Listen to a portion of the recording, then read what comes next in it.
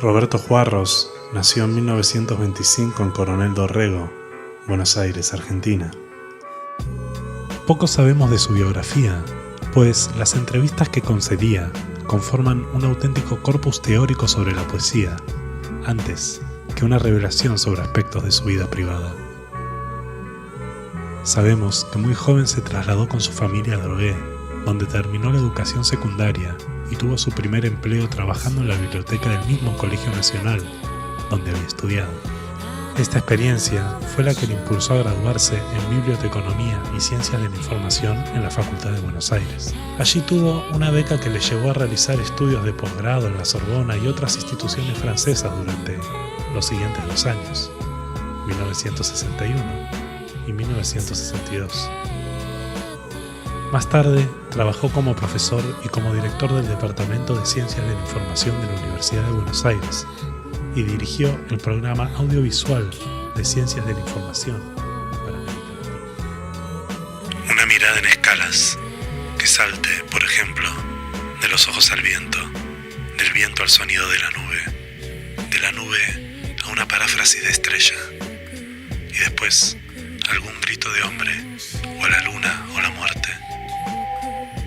Una mirada que calcule su propia lejanía, a plazos de distancia, a saltos de animal silencioso, que vaya hasta la piel del universo y regrese a contarnos la piel de otro universo. Una mirada humilde, paso a paso, hasta el fin de lo visible, o quizá hasta la rueda impar de lo invisible, aunque se nos despegue, aunque nos deje solos, o nos postergue tal vez para su última etapa. Pero al margen de su excelente currículo en el campo de las ciencias de la información, en el que abundan las publicaciones, conferencias, congresos y simposios internacionales, lo que nos ocupa aquí es su trabajo como poeta. Este no fue muy precoz, pues su primera poesía vertical apareció en 1958, cuando contaba 33 años. Pero antes de decidirse a esta publicación, hubo un proceso de maduración. Cuenta Federico Peltzer que fue un libro trabajado durante mucho tiempo y que, en él, Juarros antepuso la autoexigencia de estar seguro de haber encontrado su voz, a la prisa, por una publicación que le situara en el escaparate poético. Esta anécdota y esta actitud resumen la relación de Juarros con la poesía, no una actividad, sino una entrega absoluta a un espacio en el que buscaba una respuesta para las grandes preguntas metafísicas. La irresponsabilidad de los colores, el modo de bajar que usan las cosas, la telaraña que ata los sentidos, el ciego monopolio de la muerte, demuestran que el mundo no está hecho. La dura incredulidad de las estrellas, la irreligión lustral de la memoria, la cruel fisiología de los párpados, la quietud de las cosas ciertos días, demuestran que el destino del mundo no es hacerse. La irredención del sueño cotidiano, la vida sin sostén que al ser invierno, la forma de irse atrás de los caminos, la costumbre al revés que agobia el canto, demuestran que el mundo es solo un Dios que se deshizo. Desde la publicación de esa primera poesía vertical, le sucedieron otras 2 en vida.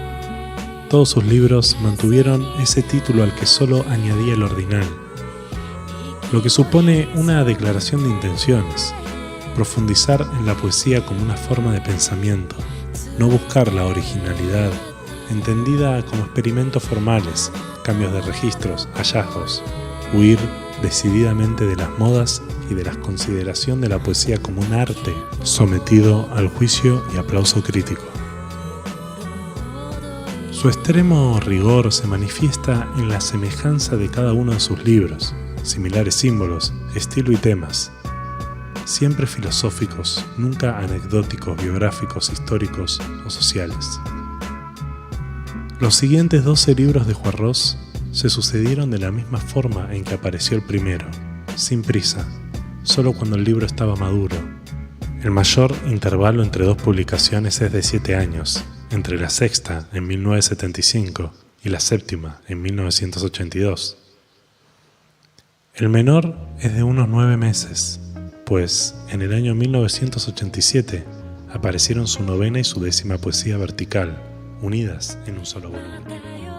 Llegará un día en el cual no habrá que empujar los vidrios para que caigan, ni martillar los clavos para que sostengan, ni pisar las piedras para que se callen, ni beber el rostro de las mujeres para que sonrían. Empezará la gran unión, hasta Dios aprenderá a hablar, y el aire y la luz entrarán en su cueva de miedosas eternidades. Entonces ya no habrá diferencia entre tus ojos y tu vientre, ni entre mis palabras y mi voz. Las piedras serán como tus senos, y yo haré mis versos con las manos, para que nadie pueda ya confundirse. Esta constancia y entrega total a la poesía le llevó a publicar su último libro en 1993, solo 2 años antes de su muerte, en Temperley, el 31 de marzo de 1995. Pero en esos 2 años, entre la 13ª poesía vertical y su fallecimiento, tampoco dejó de escribir, pues, de forma póstuma, aparecieron en 1997 la 14ª poesía vertical, fragmentos verticales, con poemas fechados en 1994. Por último, en 2002, apareció en edición bilingüe francesa una 15ª poesía vertical. Además de su obra poética, fue codirector, junto a Mario Morales y Dieter Kasparek, de la revista Poesía igual Poesía, un cuadernillo de entre 15 y 20 páginas en el que publicaban autores cercanos al Grupo X, así como traducciones y fragmentos seleccionados de sus lecturas, que incluyen a todos los grandes poetas del siglo XX. Se publicaron 20 números entre diciembre de 1958 y abril de 1965. En esos mismos años trabajó como crítico literario para el diario La Gaceta y como crítico de cine para la revista Esto Es. No hay final feliz. En el medio, la felicidad es improbable, y si aparece, tiene casi siempre los ojos vendados. Al final, los ojos no necesitan vendas para no ver. No ver y no ser feliz componen la última ecuación. Las otras ecuaciones posibles se caen detrás del pensamiento, como si allí las aguardara un terreno más fértil. No hay final feliz. En lugar de la felicidad, lo ha ocupado un llamado, y ni siquiera sabemos si el llamado se oye hasta el final. Una vez que hemos visto esa entrega personal y obsesiva al margen de toda moda y toda corriente literaria, entenderemos mejor la dificultad de realizar esa habitual tarea crítica de emparentar a Juarros con otros escritores argentinos nacidos en fechas similares a la suya. Es decir, lo que suele llamarse una generación. Personalmente, creo que ese tipo de adscripciones son imposibles con nuestro autor, por lo que reproduciré aquí los intentos por hacer dicha tarea que llevaron a cabo no muy prestigiosos críticos e historiadores de la literatura. Filtrarse en la sustancia más nocturna del árbol y aprender la fidelidad de la materia a la materia. El pensamiento la adivina cuando sospecha su límite más puro, el salto del pensamiento mediante el cual se abandona. Pensar 2 cosas ya es no ser fiel, lo mismo que pensar menos de una. La materia es un recuerdo único bajo el tul del invierno. Una lámpara encendida en el medio del día, una luz perdida en la luz, y la teoría de la luz se rompe, la mayor retrocede, como un árbol que cayera del fruto. Hay instantes en que el mundo se contrae y aprieta en torno a un punto vivo, para defender allí una culminación de la densidad, una flor de raíz, una letra inicial o final. No importa entonces que falte la palabra que continúa o antecede. Queda en pie ese gesto del mundo, su doble estar ahí, su hoja anterior al árbol, su forma de cabellera inmóvil en un solo cabello.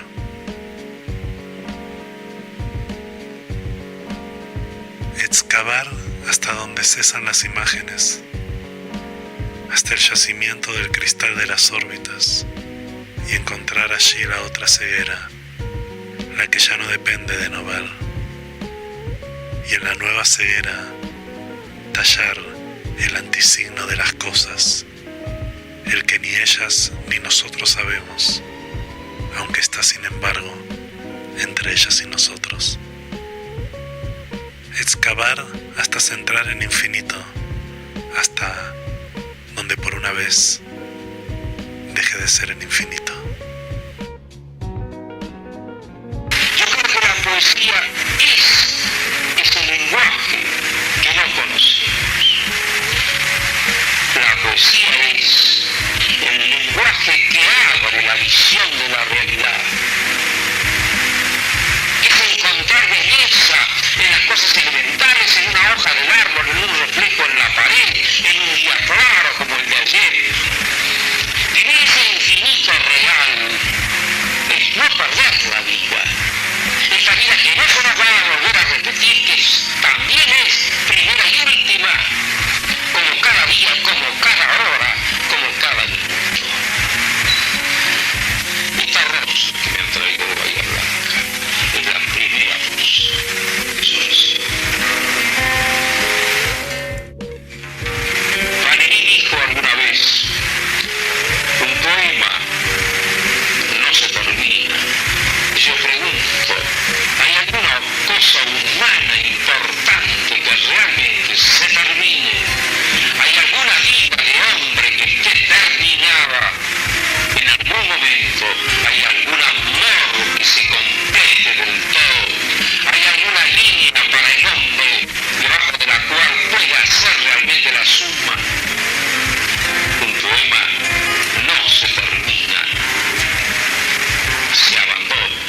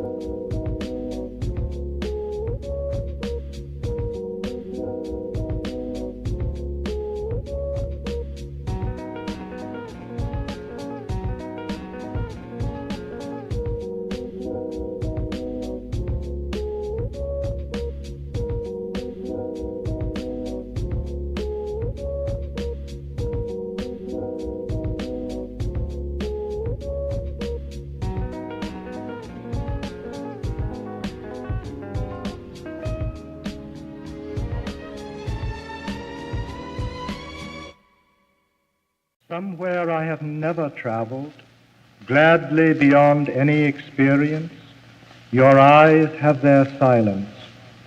In your most frail gesture are things which enclose me, or which I cannot touch because they are too near.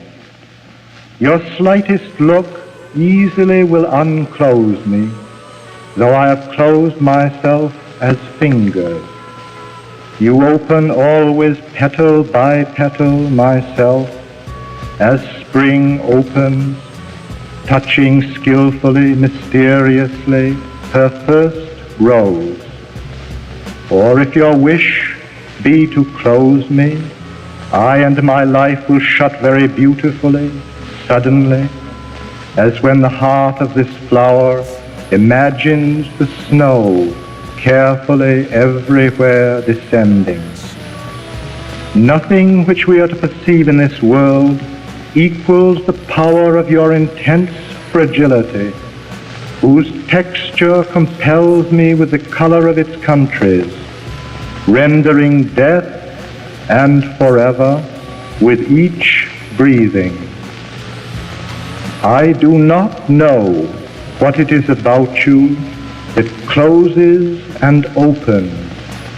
Only something in me understands the voice of your eyes is deeper than all roses. Nobody, not even the rain, has such small hands.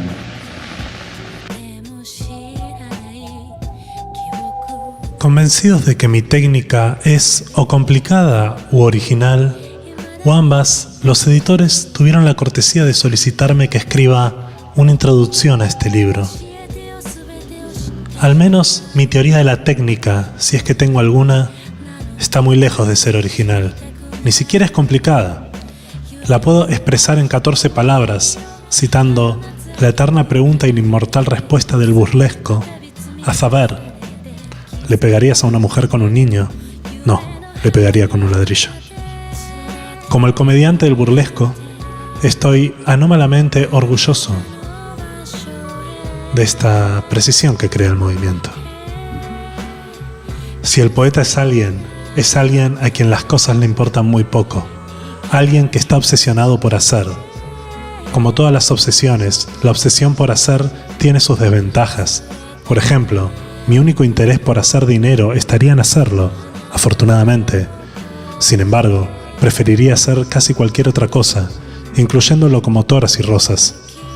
Es con rosas y locomotoras, por no mencionar Acróbata, Primavera, Electricidad, Coney Island, el 4 de julio, Los ojos del ratón y las cataratas del Niágara, que mis poemas están compitiendo. También compiten entre sí, con Elefantes y con el Greco.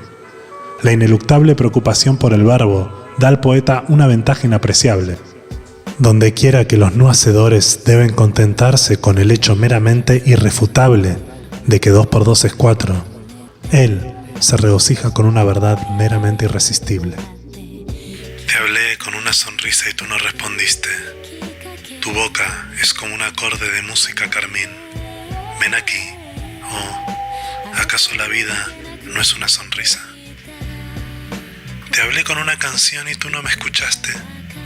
Tus ojos son como un vaso de silencio divino. Ven aquí. Oh, ¿acaso la vida no es una canción? Te hablé con un alma y tú no te asombraste. Tu cara es como un sueño encerrado en blanca fragancia. Ven aquí. Oh, ¿acaso la vida no es amor? Te hablo con una espada y tú guardas silencio.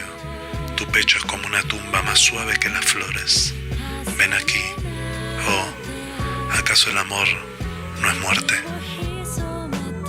E. Cummings nace el 14 de octubre de 1894 en su casa Irving St. 104, Cambridge, Massachusetts, muy cerca de la Universidad de Harvard, importante centro intelectual estadounidense.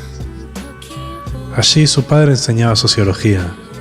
Más tarde renunciaría para convertirse en ministro unitario de una importante iglesia de Boston, puesto respetado e influyente. La madre soñaba con que su hijo fuera poeta. En 1899, la familia compra una granja, Joy Farm, cerca de Silver Lake, New Hampshire, donde E. pasará sus veraneos infantiles y que conservará y visitará durante toda su vida. Sería su paraíso privado.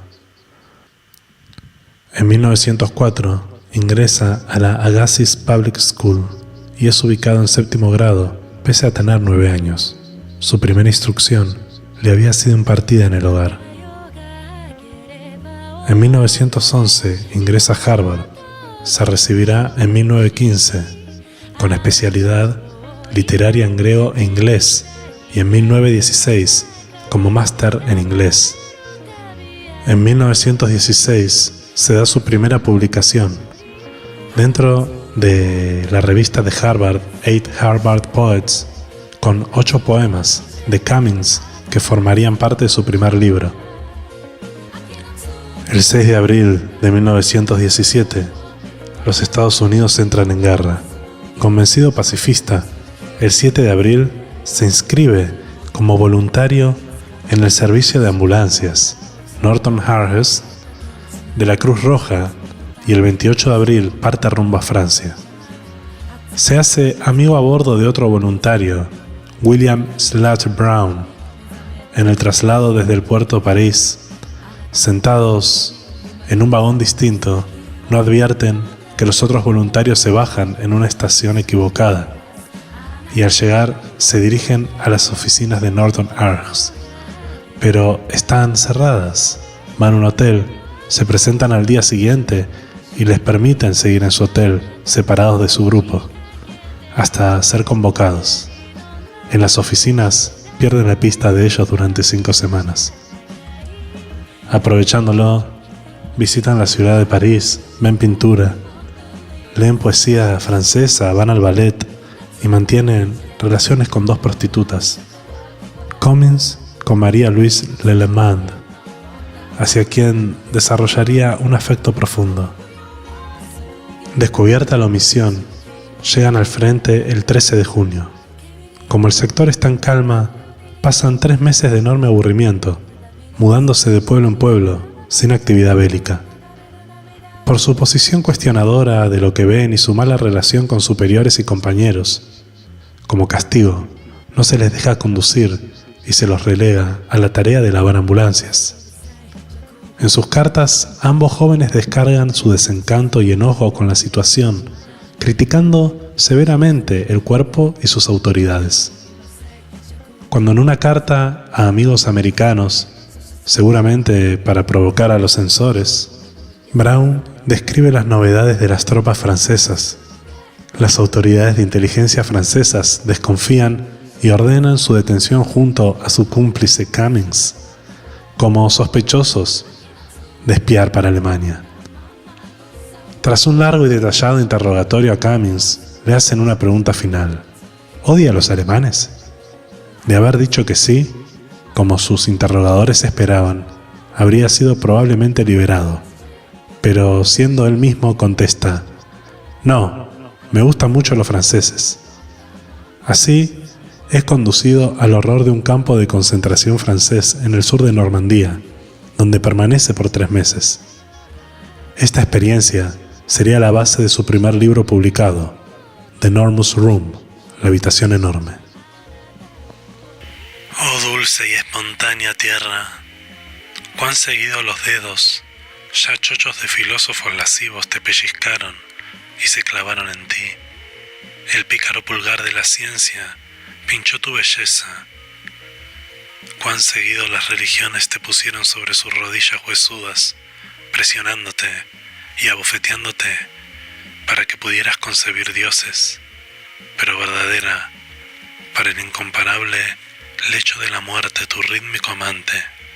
A ellos les respondes solo con primavera.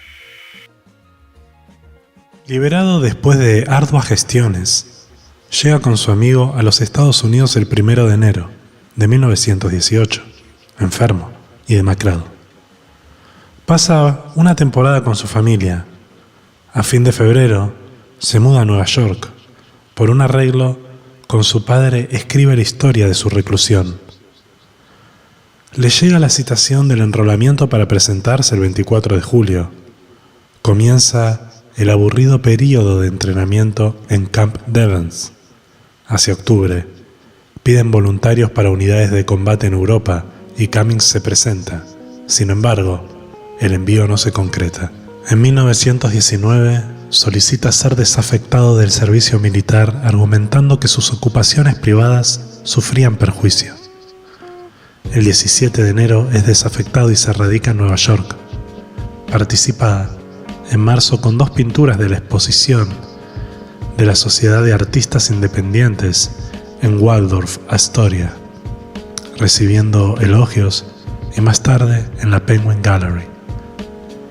Empieza a armar un libro de poemas llamados Tulips and Chimneys y en el número de Navidad la revista The Dial le publica 7 poemas. Se relaciona amorosamente con Elaine Tyre, esposa de Scofield, con el consentimiento de este, y ella queda embarazada. Scofield reconoce a la niña, Nancy, nacida el 20 de diciembre, como propia. En 1920, dicho abril, presenta 2 óleos en la Independent Exhibition. En 1921, se embarca con John Dos Passos rumbo a Lisboa en marzo. Permanecerá en Europa 2 años y medio, recorriendo Portugal, España, Francia, hasta recalar en París, donde, ya divorciada de Scofield, vivía por temporadas Elaine con su hija Nancy. En 1922 se publica The Enormous Room. Colabora con poemas en revistas. En 1923 se publica Tulips and Chimneys, Tulipanes y Chimeneas, selección de 41 poemas, hecha por la editorial, que deja fuera a los poemas más osados. Pound elige 4 poemas de Cummings para la Transatlantic Review. En 1924 vuelve a Nueva York, se casa con Elaine en marzo y adopta a Nancy como su hija en abril. En mayo, Elaine parte para Europa por razones familiares y desde allí le pide el divorcio.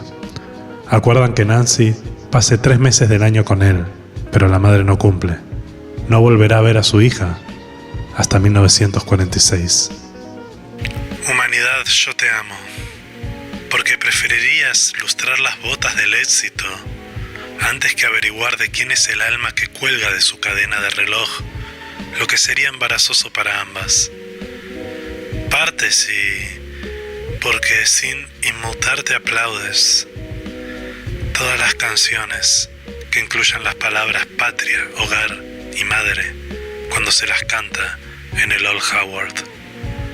Humanidad, yo te amo porque cuando estás en apuros empeñas tu inteligencia para comprar un trago y cuando estás con dinero el orgullo te impide ir a la casa de empeños y porque estás continuamente provocando molestias, aunque más especialmente en tu propia casa. Humanidad, yo te amo porque estás todo el tiempo metiendo el secreto de la vida en tus pantalones y olvidando que está allí y sentándote sobre él, y porque estás para siempre haciendo poemas en la falda de la muerte. Humanidad, yo te odio.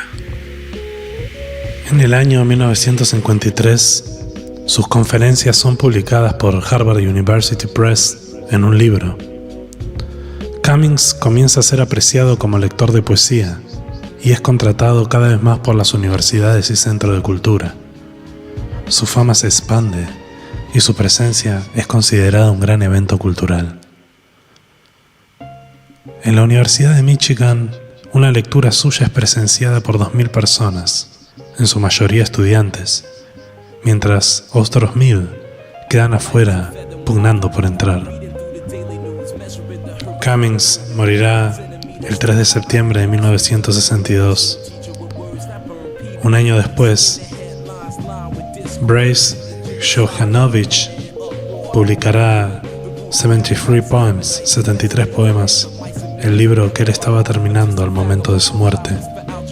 Luego, en 1972, se publicarán sus obras de poesía completas, que datan desde 1923 hasta 1962.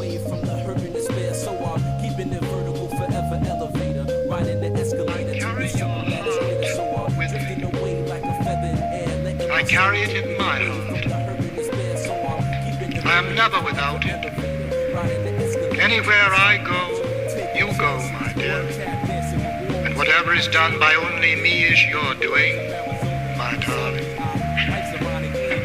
I fear no fate, for you are my fate, my sweet. I want no world, for beautiful you are my world, my true. And it's you are whatever a moon has always meant, and whatever a sun will always sing is you. Here is the deepest secret nobody knows. Here is the root of the root, and the bud of the bud, and the sky of the sky of a tree called life, which grows higher than soul can hope or mind can hide. And this is the wonder that's keeping the stars apart. I carry your heart. I carry it in my heart. I keep it rolling like a cipher. The first caveman bringing fire, innovating it higher to plasma states. I raise the stakes. It's double or nothing in this vacuum of space. I will survive divine to time to cry. Fuck a hold to hide. I'm alive for pride, and I drove the Chevy to the left.